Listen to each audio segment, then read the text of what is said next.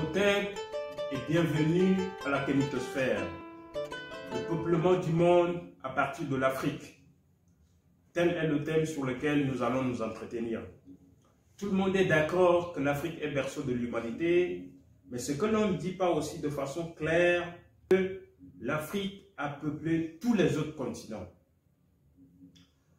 Comme ça a été démontré, les premiers humains sont apparus dans la région des Grands Lacs. Et ce premier groupe humain, appelé Anou, s'est déplacé vers le Soudan. Et ensuite du Soudan, ils ont migré dans la vallée du Nil pour bâtir la civilisation égyptienne que nous connaissons tous. Et à l'époque, la vie humaine était impossible dans d'autres parties du monde. Et nos ancêtres appelaient les autres régions les régions de la mort, parce que quand ils y partaient, ils mouraient. Et donc, il a fallu attendre 100 000 ans avant que les autres parties du monde deviennent un petit peu habitables. Parce qu'à l'époque, l'Occident était dans ce qu'on appelle la glaciation urmienne. Et cette glaciation a duré 100 000 ans. C'est 100 000 ans après que nos ancêtres ont commencé à emprunter le détroit de Gibraltar, le détroit de Bering, le canal de Suez. Ils sont passés par le Sicile et notamment par le sud de l'Italie pour aller peupler toutes les autres régions du monde. Et peut-être certains d'entre vous sont en train de se poser la question, mais ils ont emprunté quels moyens pour partir? Alors, en 1986, une découverte a été faite au Brésil, dans le nord-est du Brésil, plus précisément dans la région qu'on appelle Pedra Furada. C'était un des grands parcs de peintures rupestres. Et dans les grottes, on a découvert une présence africaine et des représentations des navires et des bateaux. Et selon les conclusions scientifiques, ces grottes sont des habitations des Africains qui étaient là pour explorer le monde.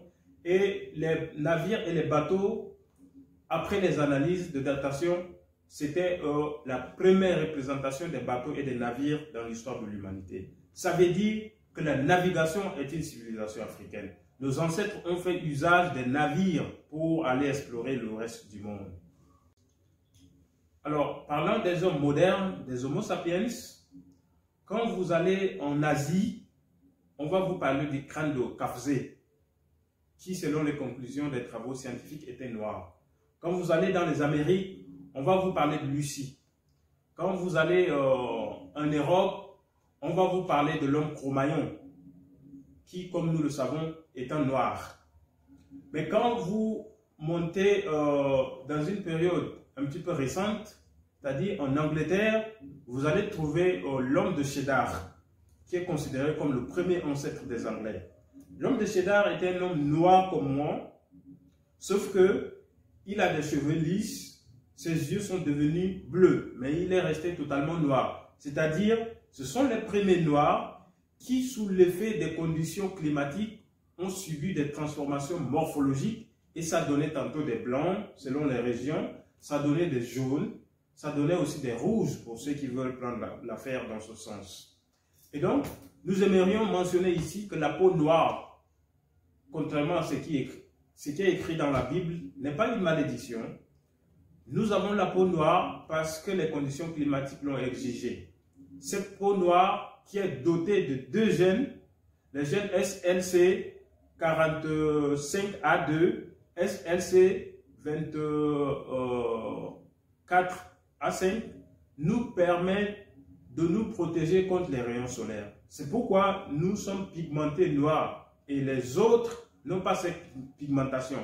Parce que quand les premiers Africains étaient sortis de l'Afrique, les conditions climatiques ont fait que l'organisme, de façon tout naturelle, a pris conscience que ici, nous sommes dans une région où il n'y a plus nécessité d'avoir de mélanine, c'est-à-dire les deux gènes que je viens d'évoquer. Et l'organisme s'en est débarrassé petit à petit. C'est pourquoi, quand vous prenez l'homme de Cheddar, 2000 ans après l'homme de Cheddar, ses arrière-petits-fils et petites-filles sont devenus des Anglais blancs que nous avons aujourd'hui. Et aussi, pourquoi ne pas le dire, en mars 2015, l'Association des anthropologues américaines a publié les résultats de ses travaux scientifiques Et je tiens à rappeler que l'université Harvard était partie prenante de cette étude. Malheureusement, les résultats n'ont pas été assez médiatisés. Mais les conclusions sont claires. L'homme à la peau totalement blanche a commencé à exister il y a juste environ 8500 ans.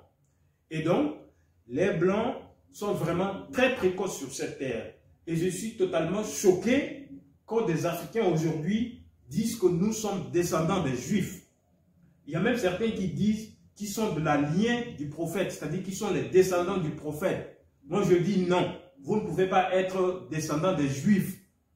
Les Juifs découlent plutôt des Africains. En fait, en réalité, que ce soit des Blancs, des jaunes ou des rouges, c'est des Africains qui, sous l'effet des conditions climatiques, ont subi des transformations morphologiques et ça donnait les types de peuples que nous avons aujourd'hui. Des Blancs, des jaunes, des rouges.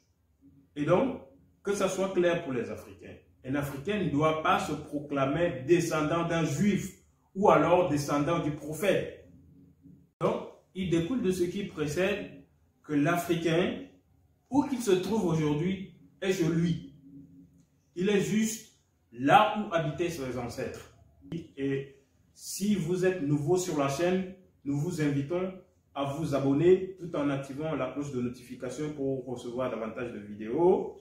Likez aussi la vidéo pour que les robots Google nous permettent de continuer à travailler. Et pour ceux qui ont des questions, des commentaires, des suggestions, veuillez laisser ça dans des commentaires. Nous allons interagir ensemble. Merci. Au TEP.